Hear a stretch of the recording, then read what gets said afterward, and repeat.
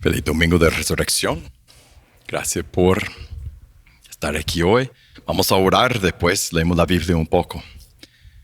Dios Padre, venimos ante tu presencia con el corazón lleno de gratitud, porque en esta semana tú nos has guardado, nos has cuidado. Has sido muy bueno con nosotros.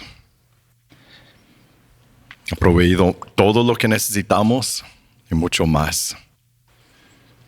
Y aquí estamos llenos de tu abundancia. Por eso te agradecemos. Ahora Dios, al abrir tu palabra, pedimos que tú nos hables en tu palabra. Que las palabras que leemos de la Biblia sean vivas y poderosas como tú has prometido que son. En tu nombre oramos. Amén. Ok. Domingo de Resurrección. ¿Por qué es tan importante eso de Domingo de Resurrección? ¿Por qué ponemos tanta importancia, tanto enfoque en este domingo sobre todo lo demás? Los demás son importantes también, pero ¿por qué tanta importancia hoy para los niños? Tal vez ese día es importante por los confites, por lo que va a recibir, por el chocolate. Para otros, ese es otro domingo. Un domingo nada más, tal vez te dieron libre el lunes o el viernes pasado, tal vez es lo que lo hace especial. Yo diría, y me imagino que tú también, que ese día es el día más grande que puede haber, porque es la base de todo lo que creemos, de todo lo que cantamos. Y eso necesitamos recordar, no porque no lo sabemos. Hoy no vamos a leer nada nuevo. Los textos que vamos a leer hoy, lo hemos leído muchas veces antes, pero lo necesitamos recordar porque siempre existe la tentación de ver a la iglesia como un club social, un club para gente, lo está pensando, yo lo voy a decir, para gente buena y a veces aburrida, un club social para personas que se portan bien, como un compromiso innecesario, algo que debo hacer. A veces vemos la iglesia así y lo sabemos por lo fácil que nos hace acercarnos y alejarnos. Muchas veces, si miras alrededor, tú dices, los que están hoy no son los que estaban hace 10 años. Y los que están mañana seremos los mismos. Por eso sabemos que muchas veces no vemos la iglesia como un club social, pero eso no es la realidad. Y hoy vemos algo que nos recuerda de la realidad. La realidad es que somos una comunidad fundada por el único hombre de resucitarse la muerte, de salir por su propio poder de la tumba. Eso nos da nuestra identidad. Eso nos da nuestra razón de ser. Un lema de la iglesia antigua y todavía hoy en muchas partes es el lema es un saludo y un hermano dice al otro: Él ha resucitado, y el hermano contesta: ha resucitado de verdad. Es el saludo de los cristianos, de muchos cristianos hasta hoy día en el mundo. ¿Por qué? Porque somos una comunidad de personas regeneradas con y por el poder de la vida de Jesús, que Él ahora tiene y la vida que Él nos da. Estamos unidos con la esperanza de participar en su resurrección, en su vida eterna. Por eso nos reunimos, por eso cantamos, por eso leemos la Biblia entre semana, porque creemos eso. Entonces hoy la idea grande es esa. La resurrección de Jesús da propósito, da vida, da esperanza a sus seguidores. Entonces en nuestro tiempo hoy quiero leer la historia. Te dije que no iba a ser algo nuevo. Leer nuestra historia, la historia de la resurrección de Cristo.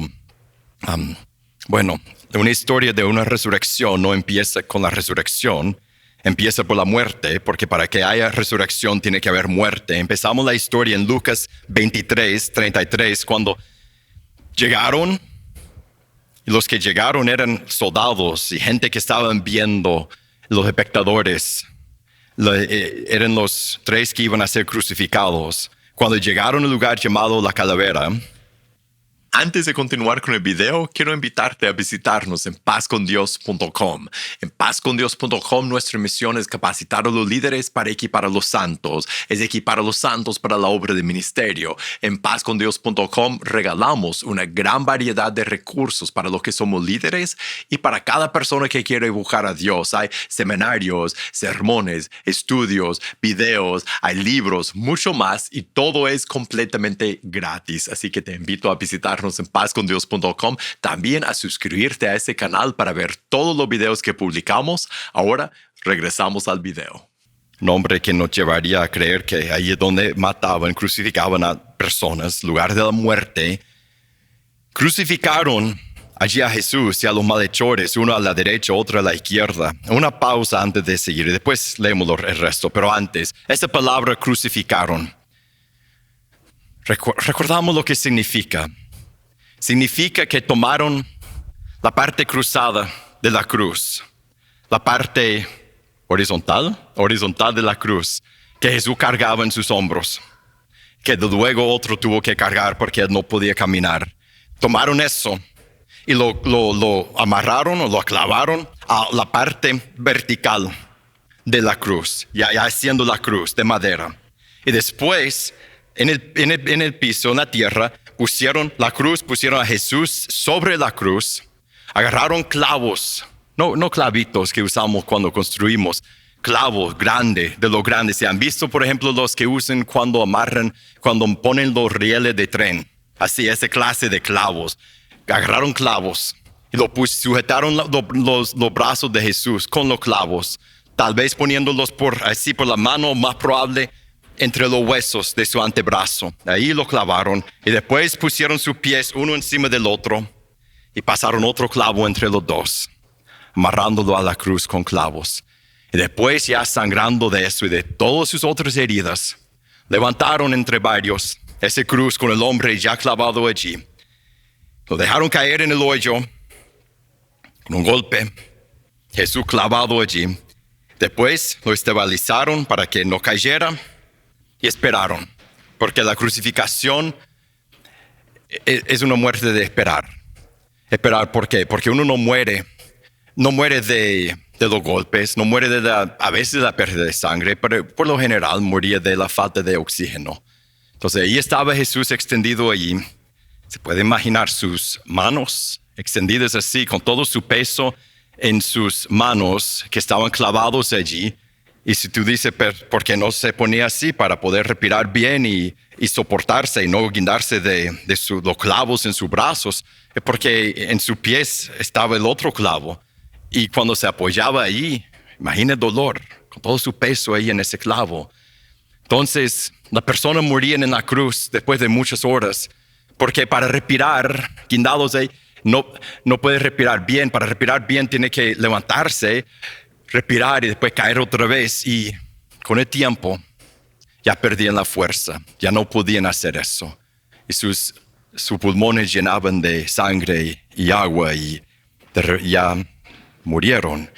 Entonces, cuando hicieron eso, cuando crucificaron a Jesús, y antes ya estaba en la cruz, faltaba respirar, le costaba respirar. Verso 34, Jesús decía, Padre, perdónalos porque no saben lo que hacen. Y los soldados echaron suertes a pie de la cruz, repartiéndose entre sí sus vestidos. Y el pueblo estaba allí mirando, y aún los gobernantes se burlaban de él, diciendo, a otro salvó, que se salve él mismo, si este es el Cristo de Dios, su escogido. Los soldados también se burlaban de Jesús y se acercaban a él y le ofrecían vinagre, diciendo, si tú eres el rey de los judíos, sálvate a ti mismo. Había también una inscripción sobre él que decía, este es el rey de los judíos. Era ya como la hora sexta cuando descendieron tinieblas sobre toda la tierra hasta la hora novena. Al eclipsarse el sol, el velo del templo se rasgó en dos. Jesús, clamando a gran voz, dijo, Padre, en tus manos encomiendo mi espíritu. Habiendo dicho eso, expiró. Al ver el centurión lo que había sucedido, glorificaba a Dios, diciendo, ciertamente ese hombre era inocente. Todas las multitudes que se habían reunido para presenciar ese espectáculo, al observar lo que había acontecido, se volvieron golpeándose el pecho, Pero todos los conocidos de Jesús y las mujeres que lo habían acompañado desde Galilea estaban a cierta distancia viendo esas cosas.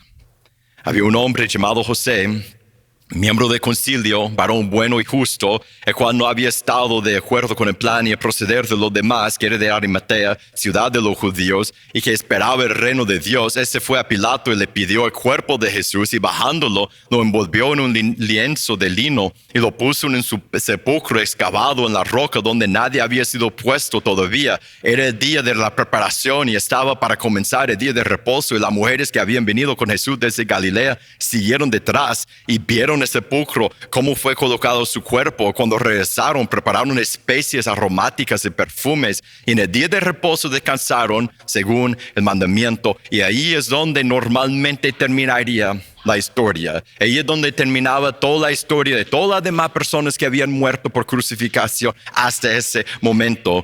Pero no termina así la historia de Jesús, y por eso estamos aquí hoy. En Lucas 24:1 sigue la historia. Pero el primer día de la semana, a rayar el alba, las mujeres vinieron al sepulcro trayendo las especies aromáticas que habían preparado. Encontraron que la piedra había sido removida del sepulcro, y cuando entraron no hallaron el cuerpo del Señor Jesús. Aconteció que, estando ellas perplejas por eso, de pronto se pusieron junto a ellas dos varones con vestiduras resplandecientes. Estando ellas aterrorizadas e inclinadas su rostro a tierra, ellos le dijeron: ¿por qué buscan entre los muertos al que vive? No está aquí, sino que ha resucitado. Acuérdense cómo les habló cuando estaba aún en Galilea, diciendo que el Hijo del Hombre debía ser entregado en manos de hombres pecadores y ser crucificado y al tercer día resucitar. Entonces ellas se recordaron de sus palabras, y regresando del sepulcro, anunciaron todas esas cosas a los 11 apóstoles y a los demás.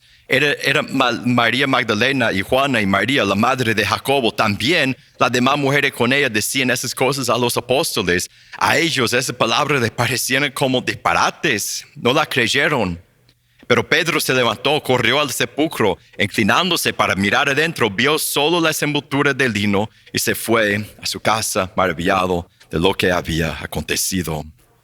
Esa es nuestra historia. Esa es la razón que creemos en Jesús. Como cantábamos hace poco, Él murió por mis pecados, pero Él resucitó. Y ahora Él, ascendido a los cielos a la diestra del Padre, porque Él resucitó, el vivo está. Jesús murió cruel e inocentemente en la cruz, y Dios lo levantó de la tumba con poder. Y eso, ese hecho, esa realidad cambia todo. Nos da a nosotros, los que seguimos a Cristo, una identidad y una esperanza, una razón de existir. Adelantamos a 1 de Corintios capítulo 15. Mira lo que dice. No les dije al principio. Hoy yo no hablo mucho, solo voy a leer la Biblia. Hoy es lectura de Biblia más que sermón. 1 de Corintios 15, verso 1. Ahora les hago saber, hermanos, el Evangelio.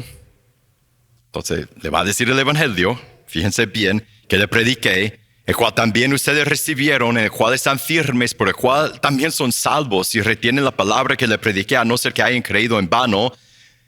Y ese es el Evangelio, porque yo les entregué, en primer lugar, lo mismo que recibí, que Cristo murió por nuestros pecados, conforme a las Escrituras, que fue sepultado y que resucitó al tercer día, que fue sepultado, que resucitó al tercer día conforme a las Escrituras, que se apareció a Cefas y después a los 12. Luego se apareció a los más de 500 hermanos a la vez, la mayoría de los cuales viven aún, pero algunos ya duermen. La resurrección, recuerda cuando leímos la historia en Lucas, en ese momento los discípulos no creían, no habían visto a Jesús todavía, pero lo vieron. Y más de 500 personas lo vieron. El hecho que Jesús salió de la tumba es un hecho histórico. Aún personas que documentaron la historia en ese tiempo que no eran cristianos dijeron que eso había pasado. Y es una gran parte del Evangelio. Murió, fue sepultado, salió de la tumba. Ahora saltamos al verso 12. Vemos cómo eso afecta a nosotros. Ahora bien, si se predica que Cristo ha resucitado de entre los muertos, como dicen algunos entre ustedes que no hay resurrección de los muertos, Y si no hay resurrección de los muertos, entonces ni siquiera Cristo ha resucitado. Y si Cristo no ha resucitado, vana es entonces nuestra predicación y vana también la fe de ustedes. Aún más somos hallados testigos falsos de Dios porque hemos testificado contra Dios que Él resucitó a Cristo, a quien no resucitó, si en verdad los muertos no resucitan. Siguen su lógica. Las personas decían, no hay resurrección. Él dice, bueno, si no hay resurrección, entonces Cristo está en la tumba. En el verso 16, porque si los muertos no resucitan, entonces ni siquiera Cristo ha resucitado. Y si Cristo no ha resucitado, la fe, eso es lo que tiene que ver con nosotros, la resurrección. Si Cristo no ha resucitado, la fe de ustedes es falsa. Todavía están en sus pecados.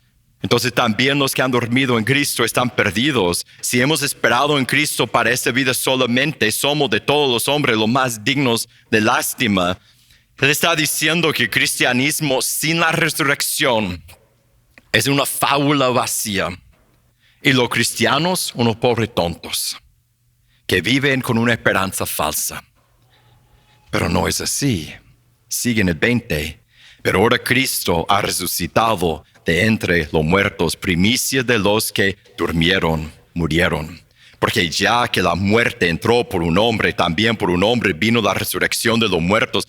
Porque así como en Adán todos mueren, también en Cristo todos serán vivificados, porque cada uno en su debido orden. Cristo la primicia, luego los que son de Cristo en su venida. Entonces vendrá el fin cuando Él entregue el reino al Padre, a Dios y Padre, después que haya terminado con todo dominio y toda autoridad y todo poder, pues Cristo debe reinar hasta que haya puesto a todos sus enemigos debajo de sus pies. Y el último enemigo que será eliminado es la muerte. Cristo sí resucitó. La resurrección existe para sus seguidores también. Esa es nuestra promesa, esa es nuestra realidad. Y eso nos da esperanza de la vida eterna, de victoria en esta vida. Eso nos da propósito y esperanza a nuestra vida hoy día. Esa vida no es todo lo que hay. La muerte no es nuestro destino final. Eso cambia lo que valoramos. Si creemos en Jesús, si creemos en eso, ese cambia lo que valoramos en la vida. Valoramos la eternidad, lo eterno, más que lo temporal. Eso cambia cómo enfrentamos la muerte y la enfermedad. No nos gusta, tampoco la evitamos. No nos da pánico. La resurrección de Jesús cambia cómo tratamos a otras personas. En vez de ver otros como estorbos en el camino de la vida, son seres eternos que necesitan el evangelio, que necesitan el amor de Dios. Entonces podemos, como seguidores de Jesús, ser como nuestro maestro y dar nuestra vida para guiarles a recibir la vida que hay en Cristo. La resurrección cambia todo para nosotros que creemos en Jesús. Entonces, ¿qué debemos hacer? Bueno, saltamos al final de ese capítulo, capítulo 15. Él termina con una aplicación. Mira lo que dice. En el verso 50 dice, eso digo, hermanos, que la carne y la sangre no pueden heredar el reino de Dios, ni lo que se corrompe hereda lo incorruptible. Así que le digo un misterio, no todos dormiremos, pero todos seremos transformados en un momento, en un abrir y cerrar de ojos a la trompeta final, pues la trompeta sonará y los muertos resucitarán incorruptibles y nosotros seremos transformados, porque es necesario que eso corruptible sea visto de incorrupción y ese mortal sea visto de inmortalidad. ¿De qué está hablando? De la esperanza de resurrección que nosotros tenemos, de la vida eterna, que ese cuerpo se está desgastando visiblemente, pero algo mejor nos espera porque Cristo resucitó de la muerte. Verso 54. Pero cuando ese corruptible se haya vestido de incorrupción y ese mortal se haya vestido de inmortalidad, entonces se cumplirá la palabra que está escrita: devorada ha sido la muerte en victoria. ¿Dónde está, oh muerte, tu victoria? ¿Dónde está, oh sepulcro, tu aguijón? El aguijón de la muerte es el pecado, el poder del pecado es la ley, pero a Dios gracias que nos da la victoria por medio de nuestro Señor Jesucristo. Por tanto, mis amados hermanos, la aplicación. Por tanto, mis amados hermanos, estén firmes, constantes, abundando siempre en la obra del Señor, sabiendo que su trabajo en el Señor no es en vano, ¿Qué debemos hacer? Bueno, un paso atrás, si todavía no te has entregado a Cristo,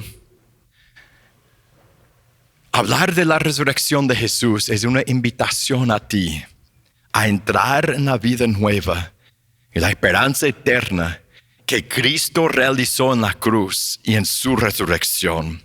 Esa victoria sobre la muerte, sobre el pecado, sobre lo que hoy te esclaviza en tu vida. Tú puedes estar libre y perdonado y nuevo. Eso ocurre cuando llegas al momento de entregarte a Cristo, de tomar la decisión de arrepentirte, bautizarte y entrar en la nueva vida que Él ofrece. En esta comunidad, cuando tú quieres tomar esa decisión, solo tienes que decir a uno de nosotros y lo puedes hacer.